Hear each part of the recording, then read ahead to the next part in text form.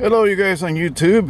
Today I'm going to show you how I changed the accelerator pedal on my 2008 Charger. This actually is the same procedure for all these cars, the 300, the Challengers, etc. from 2009 to the modern cars. I went to Chrysler and I got me this accelerator pedal. This is what it looks like. It's a fly-by-wire system made by Hella, but although this is a Mopar part. First thing you got to do is you unbolt this thing. It comes with this extra bracket that goes into the car, but you don't need it. And this is all the tools you'll need. Basically a 10mm 3/8 drive, a small ratchet and extension.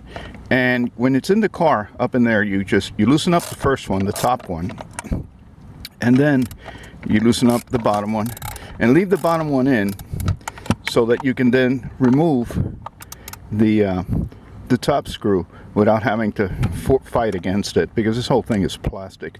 It's made from that Mylar plastic that they make weapons. Some weapons are made of the same stuff. Anyway, that's what it looks like. There's not much there. There's the pigtail. And I bet you're wondering, gee, I wonder what happens if you start up the car without the accelerator pedal. Is it going to run wild? Is it going to run away? Well, let's find out.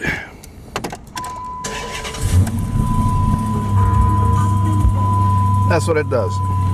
The idle goes up to about 1400 miles an hour. And you see that little flashing thing right there? That lightning bolt in between parentheses?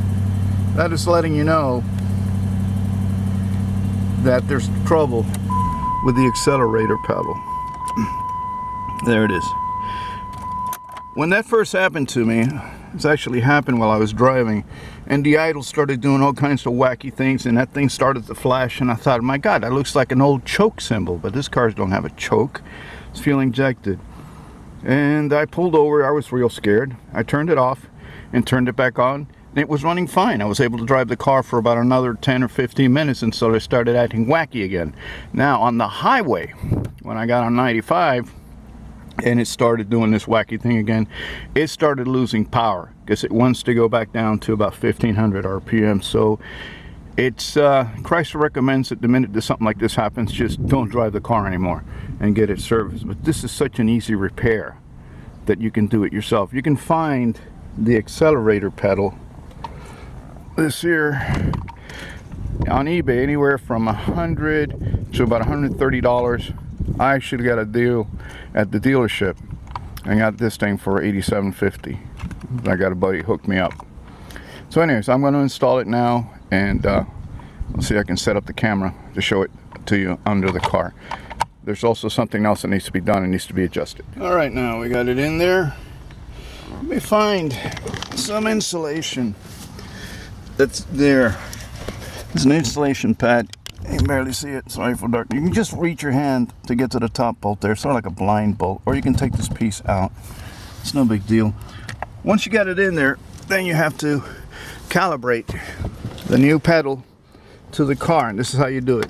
Put your key in, take it to the second position without starting it, then you step on the accelerator, slowly bring it down, very slowly. It takes forever, or at least it feels that way, to bring it down all the way to the very bottom. And once you reach bottom, bring it back up, same way, nice and slow. You're getting the throttle body opening and your accelerator pedal linked up and calibrated. So now the computer realizes that everything is honky-dory.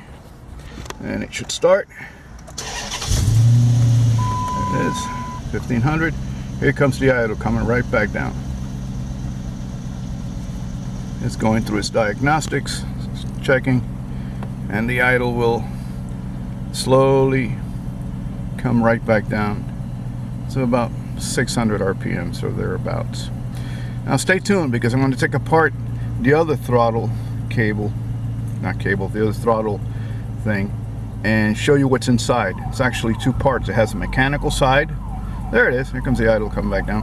It has a mechanical side and an electronical side. You're going to be amazed at what's inside that little box. I thought I was going to find some sort of a wire and a filament like one of those radio control cars when I was a kid, but no, it's a totally different deal. All right, so that's coming up next.